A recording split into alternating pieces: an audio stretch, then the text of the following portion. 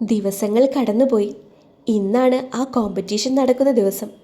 Model fashion രംഗത്തെ എല്ലാവരും ആ വലിയ ഹാളിലുണ്ടായിരുന്നു. ബിസിനസ് ലോകത്തെ കിരീടമില്ലാത്ത രാജാവെന്ന് അറിയപ്പെടുന്ന ദേവന്റെ മത്സരാർത്ഥിയെ കാണാനാണ് എല്ലാവരും ആകാംക്ഷയോടെ കാത്തിരുന്നത്. എന്നാൽ എത്ര വലിയ ബിസിനസ്സുകാരനായിട്ടും ദേവന്റെ കമ്പനിക്ക് ഒരു മത്സരാർത്ഥിയെ കണ്ടുകിട്ടിയില്ല. കിട്ടിയവരൊന്നും തന്നെ ഗൗരിയെപ്പോലെയല്ലായിരുന്നു താനും.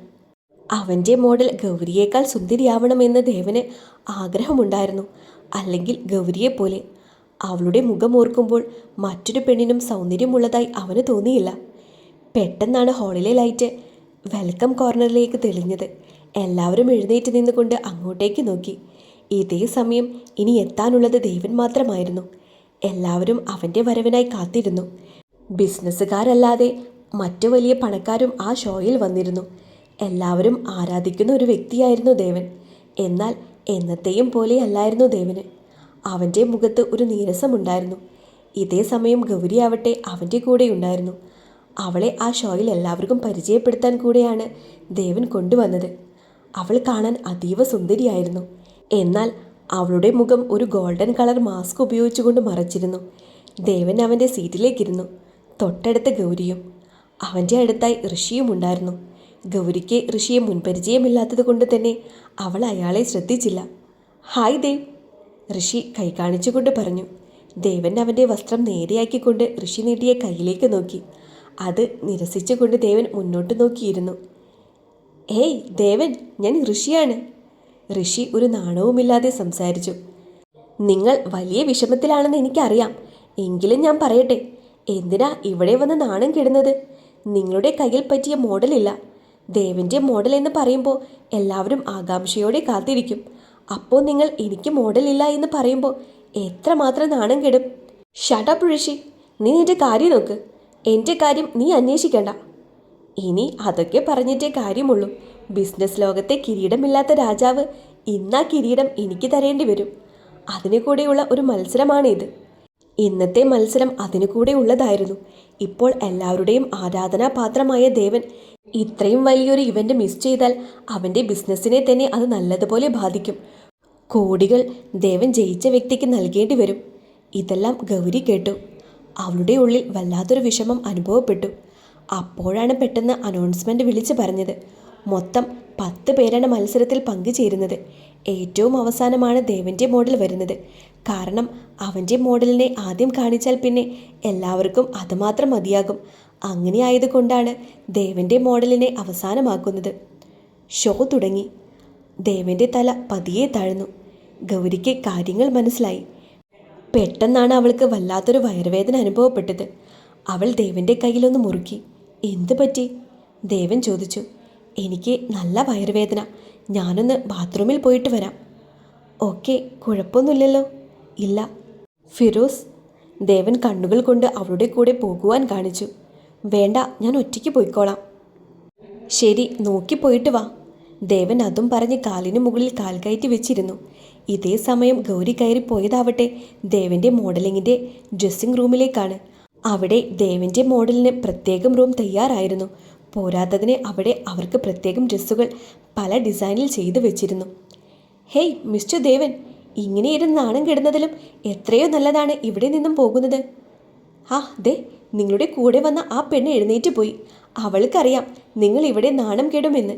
അതുകൊണ്ടാണ് അവൾ നേരത്തെ പോയത്. ഋഷി ദേവനെ പലതും പറഞ്ഞ് പ്രലോഭിപ്പിച്ചു. ഋഷി, നീ നിന്റെ കാര്യങ്ങൾ നോക്ക്.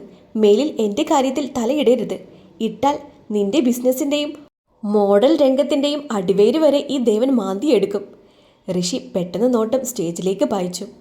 ദേവൻ വാച്ചിലേക്ക് നോക്കി. സമയം ഇത്രയായിട്ടും അവൾ എവിടെ പോയി? ഇനി ബാത്റൂം കണ്ടുപിടിക്കാൻ പറ്റിയില്ലേ? അല്പം കൂടെ നോക്കാം. എന്നിട്ടും വന്നില്ലെങ്കിൽ അങ്ങോട്ടേക്ക് ചെല്ലാം. ദേവൻ തീരുമാനിച്ചു. സ്റ്റേജിൽ ഓരോ മോഡലിംഗ് കമ്പനിയുടെ മോഡലുകൾ വന്നു തുടങ്ങി. എല്ലാവരും അതീവ സുന്ദരിമാരായിരുന്നു. ഇനിയും 4 മോഡൽ കമ്പനികളുടെ മോഡലുകൾ വരാനുണ്ടായിരുന്നു. ഇതേ സമയം ഗൗരി റൂമിൽ നിന്നും നല്ലൊരു വസ്ത്രം സെലക്ട് ചെയ്ത് ധരിച്ചിറങ്ങി.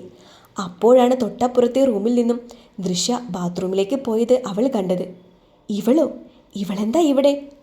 ഇവൾ ആരുടെ മോഡലാണ്? അവൾ മനസ്സിൽ ചിന്തിച്ചു. എന്തായാലും നോക്കാം. അവൾ പതിയെ ദൃശ്യയുടെ ബാത്റൂമിൻ്റെ ഡോർ പുറത്തു നിന്നും ലോക്ക് ചെയ്ത് അവളുടെ റൂമിലേക്ക് കയറി. അവിടെ അവൾ ധരിക്കാൻ വെച്ച ബാഡ്ജ് അവളുടെ കണ്ണിൽ പെട്ടു. ഓ, അപ്പോൾ നീ ആ ഋഷിയുടെ ആളാണല്ലേ? ശരിയാക്കി തരാം നിന്നെ. ഞാൻ കോളേജിൽ വെച്ച് നോട്ടം വിട്ടതാണ്. ഞാൻ കൃമിയാണെന്ന് കോളേജിൽ ഘോരഘോരം പ്രസംഗിച്ച നിന്നെ. അവൾ മുഷ്ടി ചുരുട്ടി അവിടെയുള്ള ടേബിളിൽ ഇടിച്ചു. അപ്പോഴാണ് അവിടെ ഇരിക്കുന്ന ലെൻസിൽ അവളുടെ ദൃഷ്ടി പതിഞ്ഞത്. അവളൊരു ഭയാനകം നിറഞ്ഞ ചിരി ചിരിച്ചു. നിനക്കുള്ള പണി എൻ്റെ കയ്യിൽ ഭദ്രമായി തന്നെ ഉണ്ടടി ദൃശ്യ സല്ലാപ് പുന്നാര മോളെ. അതും പറഞ്ഞ് ഒരു ഗൂഢച്ചിരിയോടെ ദൃശ്യയുടെ ലെൻസ് അവൾ കയ്യിലെടുത്തു. ലെൻസ് വാട്ടറിൽ നിന്നും ഒരു ലെൻസ് പുറത്തെടുത്തുകൊണ്ട് അവൾ മുന്നിലുള്ള ടേബിളിലുള്ള സ്പ്രേ അതിലടിച്ചു. നീ തീർന്നു. നീയും നിന്റെ അഹങ്കാരവും ഇന്നത്തോടെ തീർന്നു. ഒരു ലെൻസിൽ സ്പ്രേ ചെയ്ത ശേഷം ഗൗരി ബാത്റൂം ലോക്ക് തുറന്ന് അവിടെ നിന്നും പുറത്തേക്ക് പോയി. ബാത്റൂമിൽ നിന്നും ഇറങ്ങിയ ദൃശ്യ അവളുടെ പേര് വിളിക്കുന്നത് കേട്ടു. പെട്ടെന്ന് ദൃശ്യയിൽ അവൾ ലെൻസ് വെച്ചില്ല എന്ന് ഓർത്തതും അവൾ ലെൻസ് ബോക്സ് ഓപ്പൺ ചെയ്ത് കണ്ണിലേക്ക് വെച്ചു. ഇടത്തെ കണ്ണിന് ചെറിയ വേദനയും നീറ്റലും അവൾക്ക് തോന്നി. തുടക്കം അങ്ങനെ ഉണ്ടാകും, പിന്നീട് മാറിക്കോളും എന്ന് വിചാരിച്ച് അവൾ കണ്ണുകൾ മുറുക്കെ അടച്ചു. പിന്നീട് തുറക്കാൻ നോക്കുമ്പോൾ അവൾക്ക് കണ്ണുകൾ വല്ലാതെ വേദന അനുഭവപ്പെട്ടു. പെട്ടെന്നാണ് അവളുടെ അസിസ്റ്റന്റ് നിത്യ അങ്ങോട്ടേക്ക് വന്നത്. എന്താ കുട്ടി, താൻ വരുന്നില്ലേ? എൻ്റെ കണ്ണ് എനിക്ക് തുറക്കാൻ പറ്റുന്നില്ല, അവൾ കരഞ്ഞുകൊണ്ട് ചവിട്ടിക്കുത്തി പറഞ്ഞു. എന്തോന്ന്? അതേ നിത്യ, എൻ്റെ കണ്ണ് നല്ലതുപോലെ വേദനിക്കുന്നു. ഈ കുട്ടി നോക്കട്ടെ.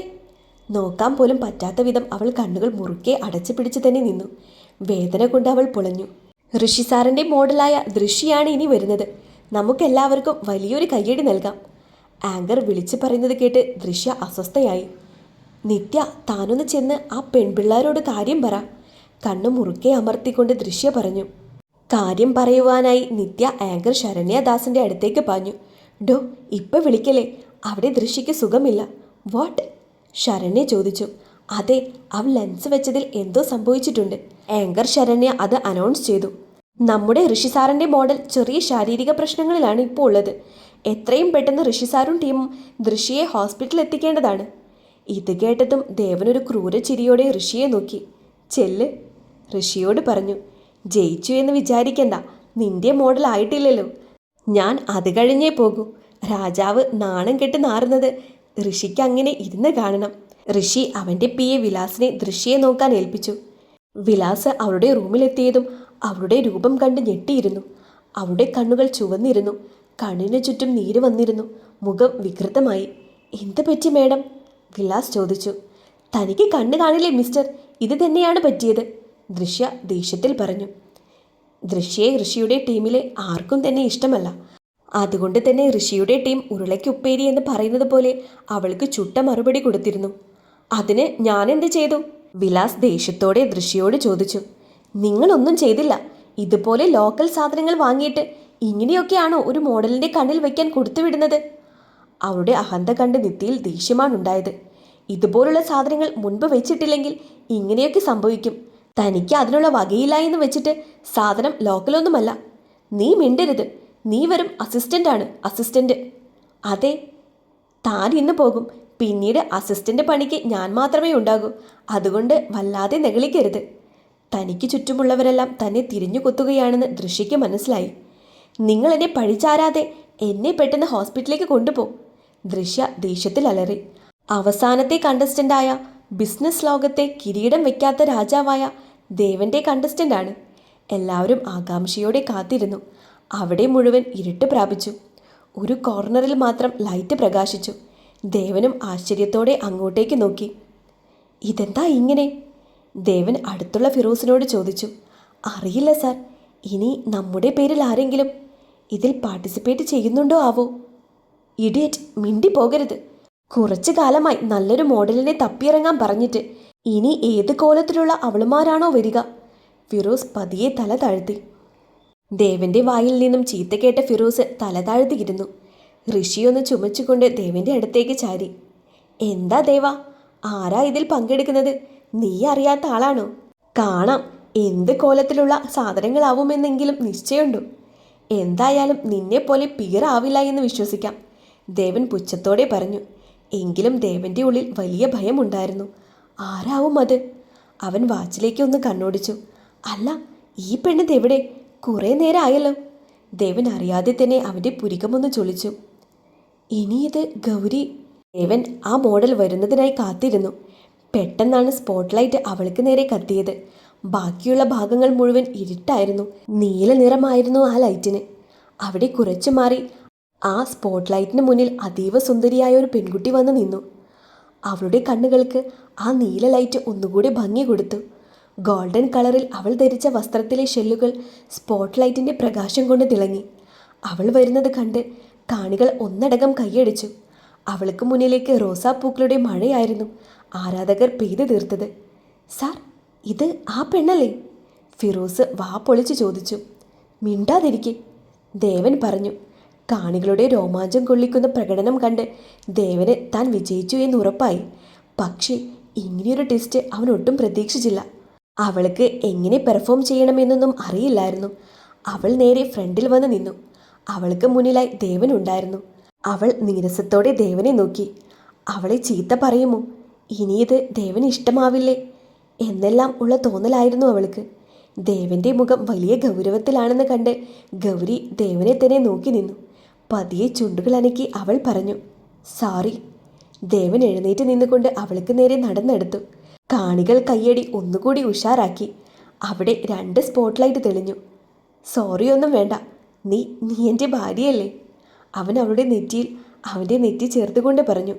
ആങ്കർ അങ്ങോട്ടേക്ക് വന്ന് ദേവനെ മൈക്ക് നീട്ടി. സാർ, നിങ്ങൾക്ക് എന്താണ് പറയാനുള്ളത്? ഇതിലെ വിജയെ അനൗൺസ് ചെയ്യും മുന്നേ ഞാൻ നിങ്ങളോടെല്ലാവരോടുമായി ഒരു കാര്യം പറയാൻ ആഗ്രഹിക്കുന്നുണ്ട്. ദേവൻ്റെ ശബ്ദം കേട്ട് ദൃശ്യ അത് ശ്രദ്ധയോടെ ശ്രവിച്ചു. ഇത് അവിചാരിതമായി നടന്ന സംഭവമാണ്. ഇത് ഞാൻ കൊണ്ടുവന്ന എൻ്റെ മോഡൽ ഗേളല്ല. എല്ലാവരും കയ്യടി നിർത്തി അത് കേട്ടു. കൂട്ടത്തിൽ ആരോ ചോദിച്ചു, പിന്നെ ആരാണ് mister Devan? She is my. എല്ലാവരും അടുത്ത വാക്ക് കേൾക്കാനായിരുന്നു. ദൃശ്യയും ഞെട്ടലോടെയാണ് അത് കേട്ടു നിന്നത്. ഗൗരിയെ ദേവൻ അവളുടെ അടുത്തേക്ക് ചേർത്ത് പിടിച്ചു. അവൾ തലയുയർത്തി ദേവനെ നോക്കി.